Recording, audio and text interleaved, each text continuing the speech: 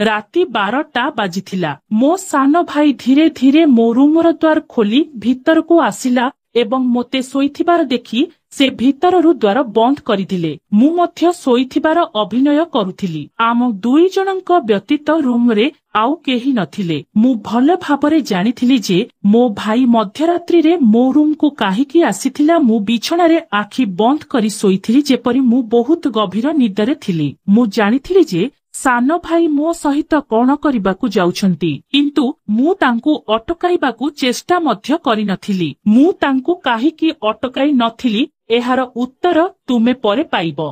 सर्वशेषरे एसबु किपरि आरंभ हैला आउ भाई मो भितरे सबुठारु कौन पसंद करुथिला संपूर्ण कहानी सुनंतु। मते केवल ता आंगुठी रे किपरि शांति कला ताहा जानी तुमे आश्चर्य होइजिब। नमस्कार बंधुगण, मु 18 वर्ष बयसर थिली। मु +2 द्वितीय वर्षर छात्री थिली। ग्रीष्म ऋतु आरंभ होइथिला सेही दिन गुड़िक, सेथिपई आमकु कॉलेज रु छुट्टी मिलिथिला। प्रतिदिन परि आज मध्य सारा घर सफा करिबा परे मु मो बिछणारे विश्राम नेउथिली। थक्का एते थिला जे लागुथिला जेपरि सारा शरीर कठिन होइगला। मु बिछणारे सोई आराम करुथिली आउ मो हातरे मुंड मालिश करुथिली।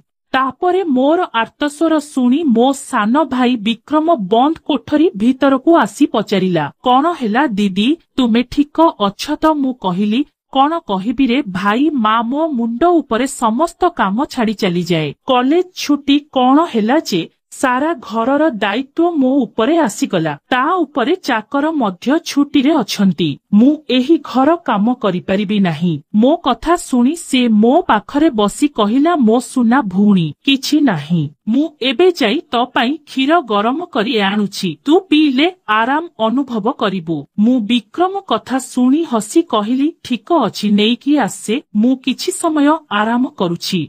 तापरे से किछि समय परे क्षीर गरम करी आनिला। ताकू देखी मोर ता प्रति बहुत प्रेम आसिला। सतरे दुनिया रे बहुत कम भाई अछंती जेउमाने तांको भूणी मानंकर एते जत्न नियंती। मु तांकू बहुत आशीर्वाद देली एवं से आनिथिबा क्षीर पीबा आरंभ कली। क्षीर पीबा परे मु ग्लासटी को गोटिए साइड रे रखी सोई पड़िली। विक्रम कहिला मु तो मुंड मालिश करिबी, दीदी तू आराम रे सोई पड़िबू। से मो मुंड पाखरे बसी ता हातरे मो मुंड मालिश करिबाकू लागिला। मु धीरे धीरे आराम पाइबाकू लागिली एवं जंत्रणा मध्य कमिबाकू लागिला। मु आखि बंद करी सोईबा आरंभ कली एवं गभीर निद्रारे सोई गली। मु जानी नथिली जे मु घंटा घंटा धरी सोई पड़िछि। मांको कंठ स्वरे मोर आखि खोलीगला। मु शीघ्र उठिली। मो मुंड बहुत भारी लागुथिला। जेतेबेले मु घंटा देखे राति 9टा बाजिछि। मु आश्चर्य होईगली। बापा ऑफिस रु फेरिबा बहुत आश्चर्यजनक थिला। हुए तो क्रांति जोगु मु समय जानी पारिली नाही। उठी 2 पाद चालिबा मात्रे मो मुंड बुलाई देला। अंधार मो आखि को घोड़ाई देला। जदि मु कांथ को समर्थन न देइथांती तेबे मु निश्चित भाबरे पड़ी जाइथांती। मु फ्रेश होई बाहर को आसीबा परे देखिली जे समस्ते डाइनिंग टेबुल रे मो पई अपेक्षा करिसंती। मु जाई चेयर उपरे आराम रे बसी गली। विक्रम मोते देखि मो प्लेट रे खाद्य रखिबाकू लागिला। तापरे से माँ को कहिला जदि रीमा आसु नाही तेबे ता स्थान रे अन्य काहाकू रख। मो दीदी सारा दिन काम करी क्रांत होई जाउछि। देखो तार रंग मध्य फीका पड़ीगलाणी। मोर अवस्था प्रकृतरे खराब होई जाइथिला। मु बहुत क्रांत अनुभव करुथिली। माँ आउ बापा दुहे काम करुथिले कारण केवल बापांको चाकिरी रे घर चलाइबा कष्टकर थिला। ता उपरे आमर शिक्षा खर्च मध्य कम नथिला। सेथिपई माँ मध्य सेही कंपानी रे काम करुथिले जेउठारे बापा काम करुथिले। विक्रम आउ मु कॉलेज जाउथिलु, किंतु एबे ग्रीष्म ऋतु जोगु छुट्टी थिला, तेणु आमकू घरे रहिबाकू पड़ुथिला। मु देखिथिली जे गत किछि दिन धरी विक्रम मो प्रति अधिक आकर्षित होइगलाणी। मोर छुट्टी दिन ठारू से मोर बहुत जत्न नेबा आरंभ करिछि। जदि मु कोनोसी घर काम करुथिली से आसी मते साहाय्य करुथिला। जदि मु क्लांत होई जाउथिली से मो मुंड मालिश करिबा आरंभ करुथिला। मु ताकू मना करुथिली, किंतु से कहुथिला ना दीदी तू क्लांत होई जाउछु, तते आराम देबा मोर अधिकार। मु मध्य सोई पडुथिली किंतु गोटिए रातिरे जाहा घटिला ताहा मो मनकु चकित करिदेला। विक्रम कौन केबे एहा करिपारिबो? सेही रातिरे मु मो रूमरे सोईथिली। मध्यरात्रि रे मोते लागिला जेपरि केही मो रूमरे प्रवेश करिछि। से धीरे धीरे मो बिछना पाखकु चली आसुथिले। मु सोईबाकु चेष्टा करुथिले मध्य मोर मन संपूर्ण जाग्रत थिला। मु हठात शीघ्र आखि खोलिली। कोठरी अंधारे बुड़ी जाइथिला। जेतेबेले मु चारि पाखकु चाहिली, कोठरी रे केही नथिले, केवल कबाट टिकिए खोला थिला। मु सबुबेले सोईबा पूर्वरु कबाट बंद करी सोउथिली। तेबे एहा किपरि खोला होई परिबो? निद्राळु आखिरे उठी मु कबाट बंद कली। तापरे मु बुली पड़ी बिछणारे सोई गली। आखि बंद करिबा मात्रे पुणी थरे काहार चालिबा शब्द सुनिली। जेपरि केही मो बिछना पाखरे बसिछि। एपरि लागिला जेपरि केही मो आडकु हाथ बढ़ाउछि। घरभीत होई मु पछकु बुलीगली, किंतु सेठारे केही नथिले। नर्भस जोगु मोर निश्वास द्रुत होई जाइथिला। मु तुरंत उठिली, कोठरीर आलोक जळाइली, कबाट खोली बाहारकु चाहिली, किंतु सेठारे मध्य केही नथिले। एबे जाहा घटुछि ताहा आजि पूर्वरु केबे घटी नथिला। मु शोष अनुभव करिथिली। तेणु मु कोठरीर द्वार खोली बाहारकु गली। सेही समयरे विक्रम मध्य ता रूमरु बाहारकु आसिला। मोते देखि से पचारिला, कौन होइछि दीदी, तू एबे भी जाग्रत अछु? मु उत्तर देली, मोते केवल एपरि लागिला जेपरि केही जणे रूमरे उपस्थित अछंती। पानी पीबा परे मु रूम को फेरी आसिली एवं विक्रम मध्य मो पछे पछे आसिला। से कहिला, तू भय करिबार आवश्यकता नाही। जदि तू भय अनुभव करुछु तेबे मु तो पाखरे सोईबी। मु ताकू मना करी कहिली, ना तोर किछि कष्ट करिबा आवश्यक नाही, तू तोर रूम को जाई सोई पड़। किंतु से जिद धरिबाकू लागिला। मु कोनोसी परिस्थिति रे तते एका छाड़ी पारिबी नाही। तोर स्वास्थ्य खराब होई पारे, मु तोर जंत्रणा देखि पारिबी नाही। तू सोई पड़, मु एठारे सोई पडुछि। शेषरे मु बिछना को जाई सोई पड़िली। से तकिया उठाई सोफारे रखी सेठारे सोई पड़िला। सेही रातिरे मोते लागिला जेपरि केही जणे मो मुंड पाखरे बसी मोते बहुत समय धरी देखुछि। से मो केसकु आदर कला। से मो मुह उपरे ता आंगुठी बुलाइला। आउ मु शांतिरे सोई रहिली। एसबु मोते स्वप्न परि लागुथिला।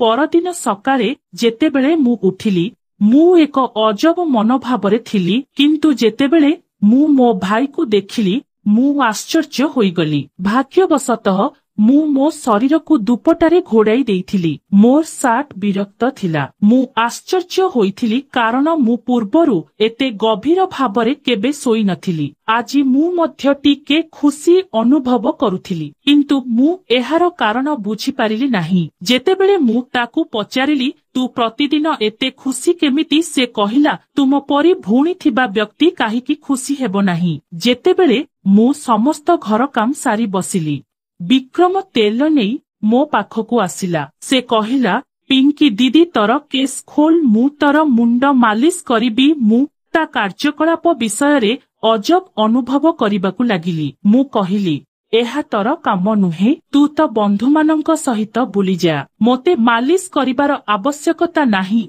किंतु से मो कथा सुनिला नाही। आउ निजे मो केसरु कलर काढ़िबा समय रे कहिला, होइराण कर नाही। केवल भाग्यवान लोकंकु एपरी भाई मिली थाए। जेतेबेले तो भाई तोर सुंदर रेशमी केस मालिश करिबाकू चाहे, तोर कौन समस्या होई पारे? आसे मु तोर मुंड मालिश करिबी, तू बहुत आराम अनुभव करिबू। से मोते उठाई रूम को नहीं गला। मु बिछना रे तकिया धरी सोई गली। मोर केस बिछणारू तळकू झुलुथिला। से मो मुंड पाखरे बसी मो केस को मालिश करिबाकू लागिला। विक्रम मोठारू 2 वर्ष सान थिला, किंतु से मोते नाम धरी डाकुथिला। से कहुथिला, तू एते सुंदर जे दीदी, तते देखी मु चाहुछि जे तू सबु बेले एपरी हसु था एवं मु तोर आदर करि चलिबी। से मो केस को मालिश करुथिला एवं ता हातरे जेपरी जादू थिला। मु एते भल अनुभव करुथिली जे मु धीरे धीरे निद उपत्यकारे हजी जिबाकू लागिली। तेलर सुगंध मध्य बहुत तीव्र थिला।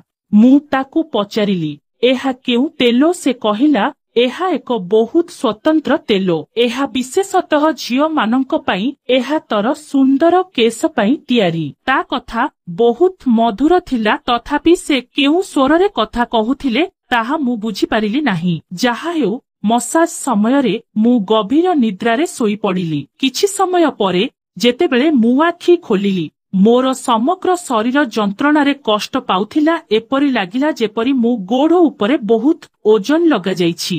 ଯନ୍ତ୍ରଣା ମୋ ସାରା ଶରୀରରେ ବ୍ୟାପି ଯାଉଥିଲା। ମୁଁ ଧୀରେ ଧୀରେ ବସି ଚାରିପାଖକୁ ଦେଖିବାକୁ ଲାଗିଲି।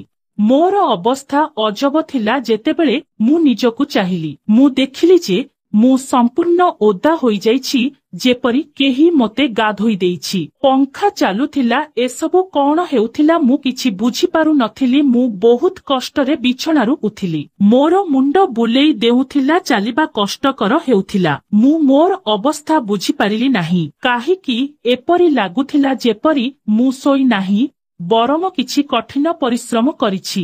ବହୁତ କଷ୍ଟରେ ମୁଁ ବାଥରୁମକୁ ଯାଇ ଫ୍ରେଶ ହୋଇଗଲି। ଯେତେବେଳେ ମୁଁ ମୋର ଅବସ୍ଥା ଦେଖିଲି, ମୋତେ ଲାଗିଲା ଯେପରି ମୋ ଶରୀର ସମ୍ପୂର୍ଣ୍ଣ କ୍ଳାନ୍ତ ହୋଇଯାଇଛି। ଯେତେବେଳେ ମୁଁ ରୁମରୁ ବାହାରକୁ ଆସିଲି, ମୁଁ ଫୁସ୍ ଫୁସ୍ ଶବ୍ଦ ଶୁଣିଲି। ମନେ ହେଉଥିଲା ଯେପରି କେହି କାହା ସହିତ କଥା ହେଉଥିଲା। ଘରେ ମୁଁ ଆଉ ବିକ୍ରମ ବ୍ୟତୀତ କେହି ନଥିଲୁ। ତାହେଲେ ସେ କାହା ସହିତ କଥା ହେଉଛି? ମୁଁ ପ୍ରଥମେ ପାଣି ପିଇବା ପାଇଁ ରୋଷେଇ ଘରକୁ ଗଲି, କିନ୍ତୁ ସେତେବେଳକୁ ଫୁସ୍ ଫୁସ୍ ଶବ୍ଦ ବନ୍ଦ ହୋଇଯାଇଥିଲା। ମୁଁ ରୋଷେଇ ଘରର କବାଟ ପାଖରେ ଠିଆ ହୋଇଥିଲି। ସେତେବେଳେ ମୁଁ ଦେଖିଲି ଯେ ବିକ୍ରମ ଷ୍ଟୋର ରୁମରୁ ବାହାରକୁ ଆସୁଛି। ତା ହାତରେ ବହୁତ ଟଙ୍କା ଥିଲା, ଆଉ ସେ ହସୁଥିଲା। ଏହା ଦେଖି ମୁଁ ଭ୍ରୂକୁଞ୍ଚନ କଲି। ପର ମୁହୂର୍ତ୍ତରେ ତା ନଜର ମୋ ଉପରେ ପଡ଼ିଲା। ମୋତେ ଦେଖି ସେ କହିଲା, ପିଙ୍କି ଦିଦି, ତୁ ଉଠି ସାରିଲୁଣି? ମୁଁ ଧୀରେ ଧୀରେ ତା ପାଖକୁ ଗଲି। ସେ ଶୀଘ୍ର ତା ପକେଟରେ ଟଙ୍କା ରଖିବାକୁ ଲାଗିଲା, କିନ୍ତୁ ମୁଁ ତା ହାତ ଧରି ମୋ ସାମ୍ନାରେ ଟଙ୍କା ଆଣି ପଚାରିଲି, ତୁ ଏତେ ଟଙ୍କା କେଉଁଠାରୁ ପାଇଲୁ? ସେ ଆଖି ତଳକୁ କରିଦେଇଥିଲା। ସେ ଧୀରେ କହିବାକୁ ଲାଗିଲା, ଦୟାକରି ବାପାଙ୍କୁ କିଛି କହିବୁ ନାହିଁ ଦିଦି। ମୁଁ ଆଶ୍ଚର୍ଯ୍ୟ ହୋଇଗଲି ଯେ ସେ ବାପାଙ୍କୁ ଏହି ଟଙ୍କା କାହିଁକି ଦେଲେ ନାହିଁ। ମୁଁ ତାକୁ କଠୋର ଭାବରେ ପଚାରିଲି। ସେ ଭୟଭୀତ ହୋଇଗଲା, ଆଉ ସେ କହିଲା, ଏହି ଟଙ୍କା ବାପାଙ୍କ ଜଣେ ବନ୍ଧୁ ବହୁ ବର୍ଷ ପୂର୍ବେ ଋଣ ନେଇଥିଲେ, ଆଉ ଏବେ ଫେରାଇ ଦେଇଛନ୍ତି। ମୁଁ ଭାବୁଥିଲି ଯେ ଏହି ଟଙ୍କାରେ ମୁଁ ଗୋଟେ ମୋବାଇଲ କିଣିବି ବୋଲି। ମୁଁ ତାକୁ ଗାଳି କରି କହିଲି, ହଁ, ତୁ ଭଲ କାମ କରୁଛୁ। ଘରର ଅବସ୍ଥା ଦେଖ, ଆମର ବାପା ମା ଦୁହେଁ କାମ କରୁଛନ୍ତି ଏବଂ ତୁ ମୋବାଇଲ କିଣିବା ବିଷୟରେ କହୁଛୁ। ସେ ଲଜ୍ଜିତ ହୋଇଗଲା। ସେହି ରାତିରେ ମୁଁ ସେହି ଟଙ୍କା ବାପାଙ୍କୁ ଦେଇଦେଲି। ସେହି ରାତିରେ ବିକ୍ରମ ମୋ ସହିତ କଥା ହୋଇପାରିଲା ନାହିଁ ଏବଂ ଶୀଘ୍ର ଶୋଇପଡ଼ିଲା। ପରଦିନ ମୁଁ ରୋଷେଇ ଘରେ କାମ କରୁଥିଲି। ସେତେବେଳେ ବିକ୍ରମ ତା ସାଙ୍ଗମାନଙ୍କ ସହିତ ଘରେ ପ୍ରବେଶ କଲା। ମୁଁ ଦେଖି ଆଶ୍ଚର୍ଯ୍ୟ ହୋଇଗଲି ଯେ ସେ ତା ସାଙ୍ଗମାନଙ୍କୁ ସିଧା ଲଞ୍ଚ କରିବାକୁ ଆଣିଥିଲା। ସେତେବେଳେ ମୁଁ ମୋର ଦୁପଟା କାଢି ବାସନ ମାଜୁଥିଲି। ସେମାନେ ସମସ୍ତେ ହସି ହସି ଭିତରକୁ ଆସିବା ମାତ୍ରେ ମୁଁ ତୁରନ୍ତ ଦୁପଟାରେ ନିଜକୁ ଘୋଡ଼ାଇ ଦେଲି। ମୁଁ ତାକୁ ବୁଝାଇବାକୁ ଚେଷ୍ଟା କଲି, ଏହା କଣ ବିକ୍ରମ, ତୁ ଜାଣୁ ଯେ ମା ବାପା ଏବେ ଘରେ ନାହାନ୍ତି, ତଥାପି ତୁ ଏହି ଲୋକମାନଙ୍କୁ ଘରକୁ ଆଣିଛୁ। ବିକ୍ରମ ରାଗି କହିଲା, ଏହା ମୋ ଘର। ଯେତେବେଳେ ତୁ ମୋ ବିଷୟରେ ଚିନ୍ତା କରୁନୁ, ତେବେ ମୁଁ ତ ବିଷୟରେ କାହିଁକି ଚିନ୍ତା କରିବି? ଭଲ ଖାଦ୍ୟ ପ୍ରସ୍ତୁତ କର। ଏମାନେ ମୋର ବହୁତ ଖାସ ବନ୍ଧୁ। ସେ ମୋ ଉପରେ ବହୁତ ରାଗିଥିବା ପରି ମନେ ହେଉଥିଲା, କିନ୍ତୁ ମୁଁ ଏବେ କଣ କରିପାରିବି? ମୋତେ ଖାଦ୍ୟ ରାନ୍ଧିବାକୁ ପଡ଼ିଲା। ମୁଁ ତା ବନ୍ଧୁମାନଙ୍କ ପାଇଁ ରାନ୍ଧିବା ଆରମ୍ଭ କଲି। ତାପରେ ସେ କହିଲା, ତୁ ନିଜେ ଖାଦ୍ୟ ପରିବେଷଣ କରିବାକୁ ଆସିବୁ। ବିକ୍ରମର ମନୋଭାବ ମୋତେ ଆଶ୍ଚର୍ଯ୍ୟ କରୁଥିଲା। ଏତେ ଛୋଟ ବୟସରେ ସେ ଏତେ ପରିବର୍ତ୍ତନ କିପରି ହୋଇଥିଲା? ମୁଁ ଟେବୁଲ ଉପରେ ଖାଦ୍ୟ ରଖିଲି। ମୁଁ ଦେଖିଲି ଯେ ତା ସାଙ୍ଗମାନେ ବାରମ୍ବାର ମୋ ଆଡ଼କୁ ଚାହିଁ ରହୁଥିଲେ। ସେମାନେ ସମସ୍ତେ ବିକ୍ରମ ଠାରୁ ବୟସ୍କ ମନେ ହେଉଥିଲେ ଏବଂ ମୋତେ ଏକ ଅଜବ ଦୃଷ୍ଟିରେ ଦେଖୁଥିଲେ, ଯେପରି ସେମାନେ ମୋତେ ଗିଳିଦେବେ। ମୁଁ ଭୟରେ ମୋ ରୁମକୁ ଯାଇ ନିଜକୁ ବନ୍ଦ କରିଦେଲି। ସେମାନେ ଯିବା ମାତ୍ରେ ମୁଁ ବିକ୍ରମ ଉପରେ ଗର୍ଜି ଉଠିଲି, ତୋର ଏହି ବନ୍ଧୁମାନଙ୍କୁ ଯେମିତି ଆଉ କେବେ ମୁଁ ଏ ଘରେ ନ ଦେଖେ। କିନ୍ତୁ ପର ମୁହୂର୍ତ୍ତରେ ସେ ମୋ ଗାଲକୁ ଧରି କହିଲା, ଏତେ ରାଗ କାହିଁକି ହେଉଛୁ ଦିଦି? ସେମାନେ ଆଉ ଆସିବେ ନାହିଁ, କିନ୍ତୁ ତୁ ଏ ବିଷୟରେ ମା ବାପାଙ୍କୁ କିଛି କହିବୁ ନାହିଁ ବିକ୍ରମର ଆଚରଣରେ ମୁଁ ବିଚଳିତ ହୋଇଗଲି। କେତେବେଳେ ସେ ପ୍ରେମ ପ୍ରକାଶ କରୁଥିଲା ତ କେତେବେଳେ ବିରକ୍ତ ହେଉଥିଲା। ଯାହା ହେଉ ମୁଁ ରାଜି ହୋଇ ମୋ ରୁମକୁ ଗଲି। ଦିନକୁ ଦିନ ବିକ୍ରମର କାର୍ଯ୍ୟକଳାପ ମୋତେ ଅଜବ ଲାଗିବାକୁ ଲାଗିଲା। ସେଦିନ ମଧ୍ୟ ଯେତେବେଳେ ମୁଁ ବିଶ୍ରାମ ପାଇଁ ମୋ ରୁମରେ ଶୋଇଥିଲି, ହଠାତ୍ ମୁଁ ମୋ ପାଦ ଉପରେ କାହାର ହାତର ସ୍ପର୍ଶ ଅନୁଭବ କଲି। ମୁଁ ଆଶ୍ଚର୍ଯ୍ୟ ହୋଇ ଆଖି ଖୋଲିଲି ଏବଂ ଦେଖିଲି ଯେ ବିକ୍ରମ ମୋ ପାଦକୁ ତା କୋଳରେ ରଖି ମାଲିସ କରୁଛି। ମୁଁ ତୁରନ୍ତ ତାକୁ ଏହା କରିବାକୁ ମନା କଲି, କିନ୍ତୁ ସେ କହିବାକୁ ଲାଗିଲା ମୁଁ ଯାହା କରୁଛି ତାହା ମୋତେ କରିବାକୁ ଦିଅ। ମୁଁ ଏହି ଘରେ ଏକମାତ୍ର ଯିଏ ତାର ଏତେ ଯତ୍ନ ନିଏ। ମା ବାପାଙ୍କ କାମରୁ ସମୟ ନାହିଁ। ମୁଁ ମଧ୍ୟ କ୍ଳାନ୍ତ ହୋଇଥିଲି। ମୁଁ ଆଖି ବନ୍ଦ କରି ଶୋଇବାକୁ ଲାଗିଲି। ବିକ୍ରମର ହାତ ମାଲିସରେ ମୁଁ ଶୋଇପଡ଼ିଲି, କିନ୍ତୁ ଯେତେବେଳେ ମୁଁ ନିଦରୁ ଉଠିଲି ମୁଁ ଆଶ୍ଚର୍ଯ୍ୟ ହୋଇଗଲି। ମୋର ମୁଣ୍ଡ ବହୁତ ବୁଲାଉଥିଲା। ବେଡସିଟ୍ ସମ୍ପୂର୍ଣ୍ଣ ବିଗିଡ଼ି ଯାଇଥିଲା। ବିଛଣାରେ ସାର୍ଟ ଏବଂ ପୁରୁଷ ପରଫ୍ୟୁମ୍ ପଡ଼ିଥିଲା।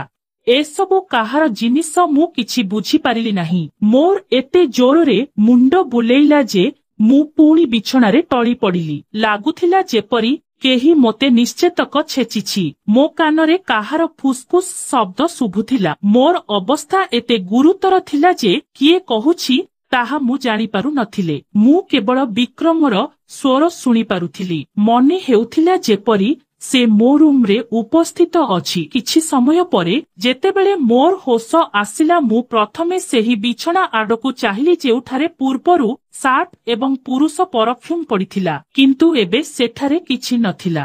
ତାପରେ ମୋର ଅବସ୍ଥା ବହୁତ ଜଟିଳ ଥିଲା। ମୁଁ ଏପରି ପିଲା ନଥିଲି ଯିଏ ଏସବୁ ବୁଝିପାରିବ ନାହିଁ। ଘରେ ମୋ ଏବଂ ବିକ୍ରମ ବ୍ୟତୀତ ଆଉ କେହି ନଥିଲେ। ମୁଁ ଶୋଇବା ପରେ ଯାହା ହେଉଥିଲା ତାହା ହେଉଛି ମୋର ସମଗ୍ର ଶରୀର ପାଣିରେ ଗାଧୋଇ ହୋଇଯାଉଥିଲା। କେବଳ ଏତିକି ନୁହେଁ, ମୋର ଶରୀର ଯନ୍ତ୍ରଣାରେ କ୍ଳାନ୍ତ ହୋଇଯାଉଥିଲା ଏବଂ ମୋର ରଙ୍ଗ ମଧ୍ୟ ସମ୍ପୂର୍ଣ୍ଣ ଫିକା ପଡ଼ିଯାଉଥିଲା। ଦିନକୁ ଦିନ ବିକ୍ରମ ମୋ ପାଖକୁ ଆସିବାକୁ ଚେଷ୍ଟା କରୁଥିଲା, କିନ୍ତୁ ପ୍ରତ୍ୟେକ ଥର ମୁଁ କିଛି ନା କିଛି ବାହାନା କରି ମୋ ରୁମକୁ ଯାଉଥିଲି। ମୋ ମନରେ ଅଜବ ଚିନ୍ତା ଆସିବା ଆରମ୍ଭ ହେଲା। ମୋର ସ୍ୱାସ୍ଥ୍ୟ ମଧ୍ୟ ଦିନକୁ ଦିନ ଖରାପ ହେଉଥିଲା। ମୋର ଅବସ୍ଥା ଦେଖି ମୋ ମା ମଧ୍ୟ ଚିନ୍ତିତ ହୋଇଗଲେ। ସେ କହିଲେ ଯେ ସେ ପରଦିନ ଅଫିସରୁ ଛୁଟି ନେବେ ଆଉ ମୋତେ ଡାକ୍ତରଙ୍କ ପାଖକୁ ନେଇଯିବେ, ଯାହାଦ୍ୱାରା ସେ ଜାଣିପାରିବେ ଯେ ମୋର କଣ ହୋଇଛି। ସେହି ରାତିରେ ମୁଁ ବାରମ୍ବାର ଉଠି ଯାଉଥିଲି ଏବଂ ଠିକ ଭାବରେ ଶୋଇପାରୁ ନଥିଲି। ପରଦିନ ମୋ ବାପା ମା ସବୁଦିନ ପରି କାମକୁ ଗଲେ। ମୁଁ ଭାବିଲି ହୁଏତ ସେମାନେ ମୋ ବିଷୟରେ ଚିନ୍ତା କରନ୍ତି ନାହିଁ। ଶେଷରେ ମୁଁ ନିଜେ ଡାକ୍ତରଙ୍କ ପାଖକୁ ଗଲି। ସେଠାରେ ଅଲ୍ଟ୍ରାସାଉଣ୍ଡରୁ ଜଣାପଡ଼ିଲା ଯେ ମୁଁ ଗର୍ଭବତୀ। ଏହା ଶୁଣି ମୁଁ ଆଶ୍ଚର୍ଯ୍ୟ ହୋଇଗଲି। ସର୍ବୋପରି ମୋ ସହିତ ଏସବୁ କିଏ କରୁଥିଲା? ବିକ୍ରମ ମୋ ଭାଇ। କିନ୍ତୁ ତାପରେ ମୋ ମନରେ ଏହି ଭାବନା ଆସିଲା ଯେ ମୁଁ ତାକୁ ମୋର ପ୍ରକୃତ ଭାଇ ମାନୁଛି, କିନ୍ତୁ ଯେତେହେଲେ ବି ସେ ମୋର ସାବତ ଭାଇ। ବିକ୍ରମ ମୋ ବାପାଙ୍କ ଦ୍ୱିତୀୟ ବିବାହରୁ ଆସିଥିଲା, ଯେତେବେଳେ ମୁଁ ତାଙ୍କ ପ୍ରଥମ ବିବାହର ସନ୍ତାନ ଥିଲି। ଏପରି କଥା ମୋତେ ଭୁଲ ଭାବିବାକୁ ବାଧ୍ୟ କରୁଥିଲା। ମୁଁ ବୁଝିପାରୁ ନଥିଲି ଯେ ଏହି ସମସ୍ୟା ମୋ ବାପା ମାଙ୍କୁ କିପରି କହିବି। କେତେବେଳେ ବିକ୍ରମ ମୋ ପାଖରେ ବସିଲା ତ ଆଉ କେତେବେଳେ ସେ ମୋ ହାତ ଧରିଲା ତ କେତେବେଳେ ମୋ ଗାଲ ଟାଣିବା ଆରମ୍ଭ କଲା। ପୂର୍ବରୁ ମୁଁ ଏହି ଜିନିଷଗୁଡ଼ିକୁ ହାଲୁକା ଭାବରେ ନେଉଥିଲି, କିନ୍ତୁ ଏବେ ସବୁକିଛି ଭିନ୍ନ ଦେଖାଯାଉଥିଲା। ଗୋଟିଏ ଦିନ ମୁଁ ହସ୍ପିଟାଲ ଯାଇଥିଲି ଏବଂ ଗର୍ଭପାତ କରିବା ପୂର୍ବରୁ ମୁଁ ଡାକ୍ତରଙ୍କୁ ପିଲାଟିର DNA ଟେଷ୍ଟ କରିବାକୁ କହିଥିଲି। ଡାକ୍ତର ରିପୋର୍ଟ ଦେଇଥିଲେ ଏବଂ ଯେତେବେଳେ ମୁଁ ଏହାକୁ ଦେଖିଲି ମୋର ପାଦ ତଳୁ ମାଟି ଖସି ପଡ଼ିଲା। ମୁଁ ଯାହା ଭାବୁଥିଲି ତାହା ସେପରି କିଛି ନଥିଲା। ପିଲାଟି ବିକ୍ରମର ନୁହେଁ। କିନ୍ତୁ ପରେ ପ୍ରଶ୍ନ ଉଠିଲା ଯେ ଏହା କାହାର ପିଲା। ମୁଁ ମୋ ରୁମରେ ଏକ ମୋବାଇଲ କ୍ୟାମେରା ଫିଟ୍ କରିଥିଲି। ମୁଁ ସତ୍ୟ ଜାଣିବାକୁ ଚାହୁଁଥିଲି। କିଛି ଦିନ ପରେ ଯେତେବେଳେ ମୋ ବାପା ମା ଘରେ ନଥିଲେ ବିକ୍ରମ ପୁଣି ମୋ ପାଖକୁ ଆସିଲା। ସେ ମୋ ମୁଣ୍ଡକୁ ମାଲିସ କରିବାକୁ ଲାଗିଲା। ମୁଁ ନ ଶୋଇବା ପାଇଁ ବହୁତ ଚେଷ୍ଟା କଲି, କିନ୍ତୁ ହୁଏତ ତେଲରେ କିଛି ସିଡେଟିଭ ମିଶା ଯାଇଥିଲା। ସେହି ତେଲର ଗନ୍ଧ ପାଇବା ମାତ୍ରେ मु बेहोश होईगली। गोटिए घंटा परे जेतेबेले मोर चेता फेरिला मो बापा माँ घर को फेरी आसीथिले। मु तुरंत मो रूम रे लागिथिबा कैमेरार रेकर्डी देखिली एवं सत्य बाहरिबा मात्रे मो पाद तळु माटी खसीगला। विक्रम तार से खराब सांग मानंकु मो रूम को आणुथिला। सेमाने मो सहित घृण्य काम करुथिले। सेमानंकर काम सारिला परे सेमाने विक्रम को टंका देई चली जाउथिले। एहा देखि मु संपूर्ण भांगी पड़िली। मु राग एवं आश्चर्य मो रूम रु बाहर को आसिली। आउ विक्रमर कलर धरी ताकू चापुड़ा मारिबाकू लागिली। ए सबु देखि माँ आउ बापा मध्य दौड़ी आसिले। बापा मो हाथ धरी क्रोधरे कहिले, तू कौन पागल होईगलुनी? तू ताकू काहीकि मारुछु? मु कांदी कांदी कहिली, तुमे देखिलो एही निर्लज्ज व्यक्ति मो सहित कौन करिछि? मु सेमानंकु कैमेरा रेकर्डी देखाइली। वीडियो देखिबा परे माँ तले पड़ीगले। बापा मध्य तांको आखि को विश्वास करि पारिले नाही। क्रोधरे पूर्ण होई बापा विक्रम को धरी मारिबाकू लागिले। ता मुहम एवं नाकरू रक्त बहिबाकू लागिला। तापरे विक्रम क्रोधरे चित्कार कला आउ कहिला, मु केबे ताकू मोर भौणी बोली भाबी नथिली। मोते टंका दरकार थिला एवं लोकमाने ताकू लक्ष लक्ष टंका देबाकू प्रस्तुत थिले। मोते मोर आवश्यकता पूरण करिबार थिला। सेथिपई मु मो भौणीर देह बिक्री करुथिली। एहा सुनी मु केवल कानरे हाथ देई कांदी चलिली। बापा ताकू एते पिटिले जे से रक्तरे जुडु बुडु होईगला, किंतु कौनसी प्रकारे से निजको मुक्त करी घरु पळाई गला। एहा परे से आउ केबे सेही घर को फेरिला नाही। मो गर्भरे बढुथिबा पिलाटी अबर्थ थिला, तेणु मु एहाकू परित्याग करिदेली। किंतु विक्रम मो सहित जेउ घृण्य खेल खेलिथिला ताहा मु मरिबा पर्यंत केबे मो मनरु लिभाई परिबो नाही। भाई हेउछि से जिए तुमर प्रकृतरे स्नेह एवं तुमको सम्मान करे। कौनसी अजणा पुरुषंक साहाय्यरे तुमर छोट झियो को छाड़िबा एक बड़ भूल। कारण एपरी शैतान पुरुष माने सबुबेले एक असहाय एवं निरीह झियार सम्मान निलाम करिबार उपाय खोजुछंती। मु मोर समस्त श्रोता एवं पाठकंकु अनुरोध करिबि जे सेमाने सर्वदा सेमानंकर झियो मानंकर जत्न नियंतु। सेमानंकु परदा पछरे रखंतु एवं केबे भी कौनसी अजणा पुरुष सहित सेमानंकु एका छादंतु नाही। एही समग्र मामलारे काहार दोष थिला? मोर बापा माँ जेउमाने टंका रोजगार दौड़रे पिलामानंक प्रति संपूर्ण असावधान होई जाइथिले, किंबा मोर जेउमाने मो साबत भाई सहित एही घरे एका करुथिले एवं तांकु अत्यधिक विश्वास करुथिले। मु सबुबेले ताकू मोर प्रकृत भाई बोली मानिथिली, किंतु से मोर विश्वास भांगी देइथिला। तेणु बंधुगण, सर्वदा निज एवं निज परिवारर सुरक्षा विषय सतर्क रुहंतु। बंधुगण, जदि एही कहानी आपणंकु चिंता कराए एवं आपण मध्य चाहंती जे एपरी घटना अन्य काहा सहित न घटे, तेबे एही वीडियो को लाइक करंतु, एहाकू शेयर करंतु एवं चैनल को सब्सक्राइब करंतु, जहा द्वारा आमे एपरी गुरुत्वपूर्ण एवं आखि खोलिदेबा भली कहानी आपणंक पाखकू आनी परिबु। आपणंकर छोट समर्थन काहारी जीवन बदलाई देई पारे। धन्यवाद।